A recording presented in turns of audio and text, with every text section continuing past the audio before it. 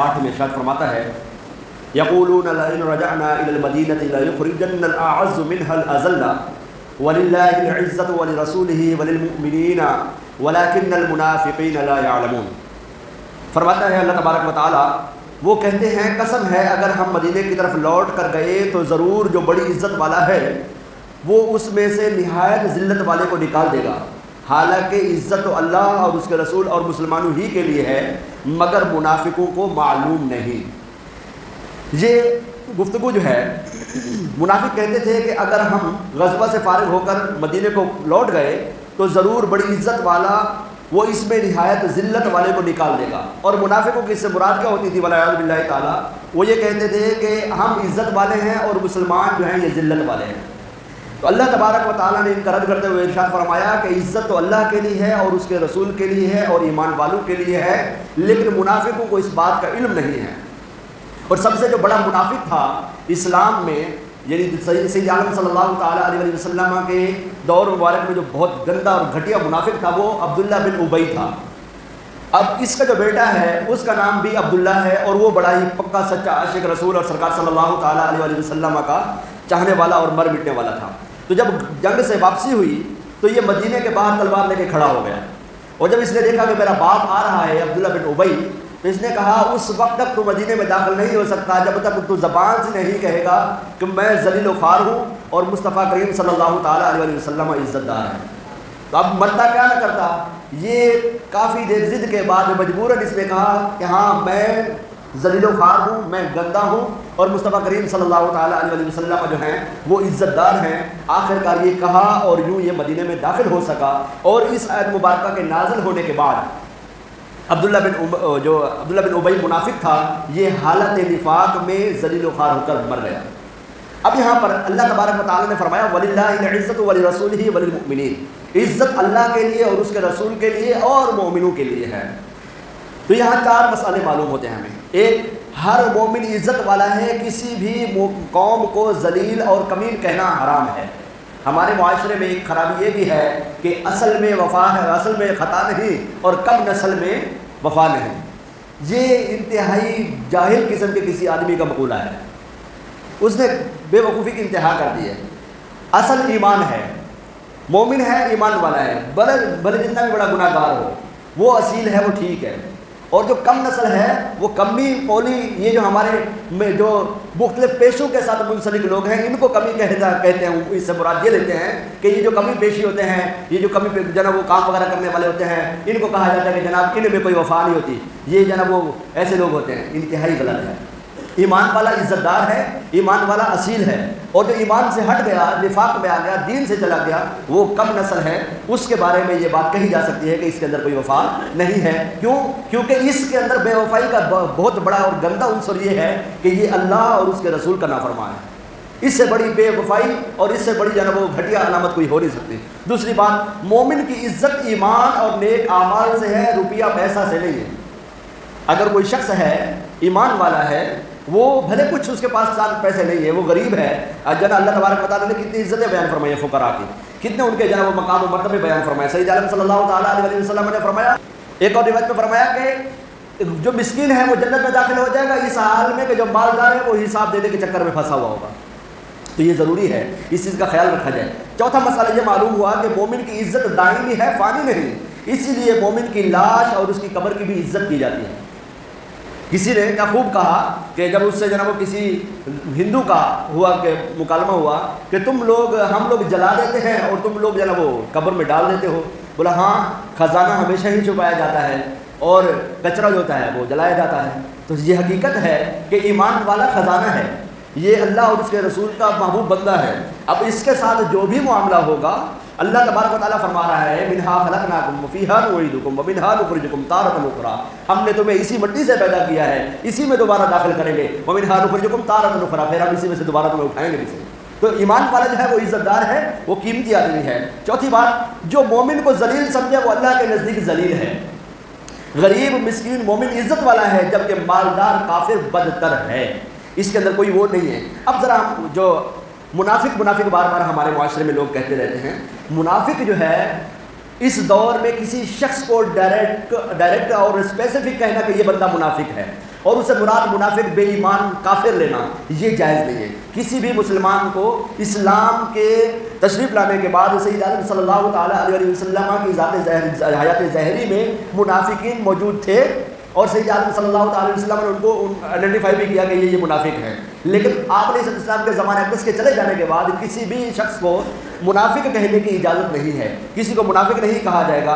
اس کے حوالے سے جناب حضرت سیدنا عبداللہ بن عمر رضی اللہ تعالیٰ عنہ نے جب روایت بیان کی، سید عالم صلی اللہ تعالیٰ علیہ وسلم نے علامات بیان فرمایا یہ شخص اگر کوئی شخص اس طرح کی چیز کہے تو اس کے اندر علامات نفاق پائی جاتی ہیں۔ فرمایا کہ 4 چیزیں ایسی ہیں، 4 عیوب ایسے ہیں جس میں ہو تو وہ خالص منافق ہے۔ ان میں ایک عیب ہو تو منافقت کا عیب اس میں ہوگا۔ نمبر 1 فرمایا جب امانت دی جائے تو خیانت کرے، یہ منافقت کی علامت ہے۔ ایسے شخص کے اندر منافقت کے عنصر موجود ہے، وہ اس سے نکل جائے۔ دوسری بات فرمایا جب بات کرے تو جھوٹ بولے، یہ جو شخص ہے اس کے اندر بھی منافقت کا عنصر موجود ہے، اپنے آپ کی اپنی گفتگو کو اپنی بات کو سچا کرے، صاف ستھرا کرے۔ 3 فرمایا جب وعدہ کرے تو خلاف ورزی کرے، وعدہ جو ہے خلاف ورزی کرنا یہ بھی منافقت کی علامت ہے۔ پھر فرمایا جب لڑائی کرے تو گالیاں بکے۔ ہمارے معاشرے میں کمزور گالی ہی دیتا ہے، لیکن گالی جو ہے نا وہ حل نہیں ہے، لڑائی بھی حل نہیں ہے۔ اگر کسی مسئلے میں لڑائی ہو بھی جائے تو بڑی عزت سے پیش آنا چاہیے اور بڑے ہی اچھے انداز سے پیش آنا چاہیے کہ لڑائی ہے تو گفتگو ہے نا، ناراضگی ہے نا، اس میں لڑائی جو ہے وہ ایک دوسرے پر ڈنڈے سوٹے اٹھانے کی اجازت تھوڑی ہے۔ اگر آپ کا کوئی منازع ہے تو آپ اس سے قطع تعلق ہی کر لیجیے، اس سے بڑے سے بات کر لیجیے۔ اگر اس کا کوئی بڑا نہیں ہے تو پھر آپ سائڈ لائن ہو جائیے، عزتیں بچی رہیں گی۔ ورنہ ہمارے ہاں جو ہے وہ عجیب و غریب ماحول ہوتا ہے کہ ایک گھر میں لڑائی ہو رہی ہوتی ہے، 10 گھر سن رہے ہوتے ہیں کہ ہو کیا رہا ہے، ذرا پتہ کیجیے گا۔ وہ پھر وہ کان لگانے والے کان بھی لگاتے ہیں کہ کیا چل کیا رہا ہے، چکر کیا ہے۔ پھر وہ 10 لوگ گفتگو کر رہے ہیں، 15 لوگ سنا رہے ہوتے ہیں، اور پھر بات محلے میں گونجنے لگ جاتی ہے کہ جناب ایسا ایسا ہے۔ تو اس طرح نہیں ہونا چاہیے۔ ایمان والوں کو کیا درس دیا گیا ہے، ایمان والوں کی علامات کیا بیان فرمائی گئی ہیں۔ اللہ تبارک و تعالیٰ فرماتا ہے والذین جاءوا من بعدهم یقولون ربنا اغفر لنا ولاخواننا الذین سبقونا بالایمان ولا تجعل فی قلوبنا غلا للذین آمنوا ربنا انک رؤوف رحیم۔ فرمایا اور ان کے بعد آنے والے عرض کرتے ہیں اے ہمارے رب ہمیں اور ہمارے ان بھائیوں کو بخش دے جو ہم سے پہلے ایمان لائے، اور ہمارے دل میں ایمان والوں کے لیے کوئی کینہ نہ رکھ۔ اے ہمارے رب بے شک تو نہایت مہربان بہت رحمت والا ہے۔ یہ آیت مبارکہ یعنی انصار اور مہاجرین کے بعد آنے والے عرض کرتے ہیں اے ہمارے رب ہمیں اور ہمارے ان بھائیوں کو بخش دے جو ہم سے پہلے ایمان لائے، اور ہمارے دل میں ایمان والوں کے لیے کوئی کینہ نہ رکھ۔ اے ہمارے رب بے شک تو مہربان رحمت والا ہے، اور اپنی مہربانی اور رحم کے صدقے ہماری دعا کو قبول فرما لے۔ یاد رہے کہ مہاجرین اور انصار کے بعد آنے والوں میں قیامت تک پیدا ہونے والے تمام مسلمان شامل ہیں۔ ان میں جو پہلے ایمان لے کر آئے وہ بعد والوں کے لیے دعا کرتے ہیں، یہ سارے مسلمان شامل ہیں۔ صحابہ کرام علیہ رضوان سے بغض رکھنے والا جو شخص ہے اس کے اندر جو ہے ایمان والوں کی اقسام نہیں ہے۔ مولانا مفتی نعیم الدین مراد آبادی رحمۃ اللہ تعالیٰ علیہ فرماتے ہیں جس کے دل میں کسی صحابی کی طرف بغض یا قدورت ہو اور وہ ان کے لیے دعائے رحمت اور استغفار نہ کرے وہ مومنین کی اقسام سے خارج ہے۔ کیونکہ یہاں مومنین کی 3 قسمیں بیان فرمائی اللہ تعالیٰ نے، مہاجرین، انصار اور ان کے بعد والے جو ان کے تابع ہوں، اور ان کی طرف سے دل میں کوئی قدورت نہ رکھیں اور ان کے لیے دعائے مغفرت کریں۔ تو جو صحابہ سے قدورت رکھے وہ رافضی، خارجی، وہ مسلمانوں کی 3 قسموں سے خارج ہے۔ اس لیے جو ہے وہ آپ کو میں بارہا عرض کرتا ہوں کہ اہل سنت کی جو علامت ہے وہ یہ ہے کہ کسی بھی صحابی کے ساتھ کوئی بغض نہ ہوگا، کسی بھی ولی کے ساتھ کوئی بغض نہ ہوگا۔ من عاد لی ولیا فقد آذنتہ بالحرب، کسی بھی ولی کے ساتھ بغض نہ ہوگا، یہ علامت ہے اس کی۔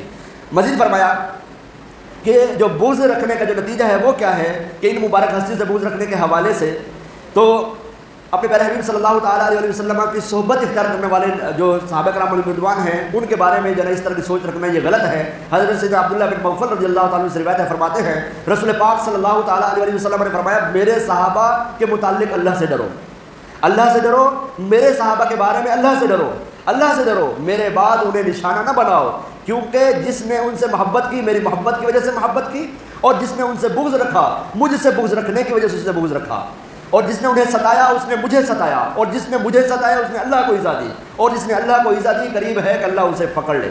تو لہٰذا ایسے معاملات میں ایسے لوگ کہ جو جناب وہ طرح طرح کی گفتگو کرتے ہوں ان سے کنارہ کشی اختیار کرنا ہی بہتر ہے۔ اس آیت پاک سے میں مذکورہ دعا سے یہ بھی معلوم ہوا کہ ہمیں اپنے دل میں کسی مسلمان کے بارے میں بھی بغض و کینہ نہیں رکھنا چاہیے۔ ایک روایت ہے حضرت انس بن مالک رضی اللہ تعالیٰ فرماتے ہیں ایک بار ہم سرکار صلی اللہ تعالیٰ علیہ وسلم کی بارگاہ میں حاضر تھے. میں خلاصتاً عرض کرتا ہوں، یہ بڑی روایت ہے. فرمایا کہ ایک اہل جنت میں سے ایک شخص تمہارے سامنے آئے گا. تو اتنے میں انصار میں سے ایک شخص آیا جس کی داڑھی پانی کا وضو سے ٹپک رہی تھی اور وہ بائیں ہاتھ میں اپنے جوتا لٹکائے ہوئے تھا. جب دوسرا دن ہوا تو سرکار صلی اللہ تعالی وسلم نے فرمایا اہل جنت میں سے ایک شخص تمہارے پاس سے گزرے گا. پھر وہی شخص آیا.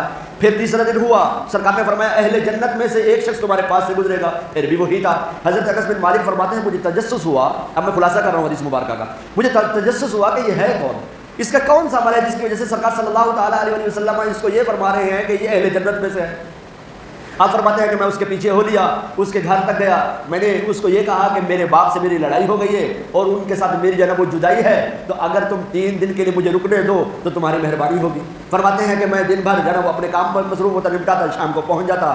3 دن تک میں اس کے پاس رہا، میں دیکھتا رہا. تو جب تیسرا دن ہوا تو میں نے اس کو کہا کہ میرے باپ سے میری کوئی لڑائی نہیں ہے، نہ ہی میری کوئی جدائی ہے. اصل مسئلہ کیا ہے؟ مسئلہ یہ ہے کہ رسول پاک صلی اللہ تعالیٰ علیہ وسلم نے تمہیں اہل جنت میں سے قرار دیا ہے. بتاؤ تمہارا عمل کیا ہے؟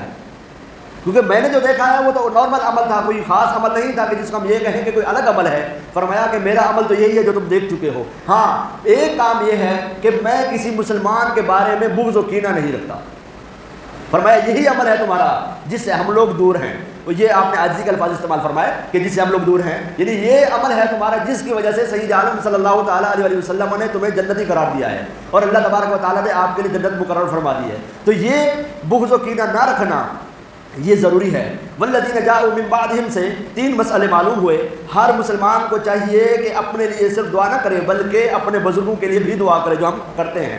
دوسرا فرمایا بزرگان دین خصوصاً صحابہ کرام اہل بیت اطہار کے عرس، ختم، نیاز، فاتحہ وغیرہ اعلیٰ چیزیں ہیں، اس میں بھی بزرگوں کے لیے دعائیں ہوتی ہیں. آپ کچھ بھی کرتے ہو، آپ کیا کرتے ہو؟ یا اللہ یہ جو میں نے کھلایا، یہ جو میں نے پلایا، اس کا حاصل ثواب ان بزرگوں کو پہنچا دے. تو یہ اس آیت مبارکہ سے ثابت ہے.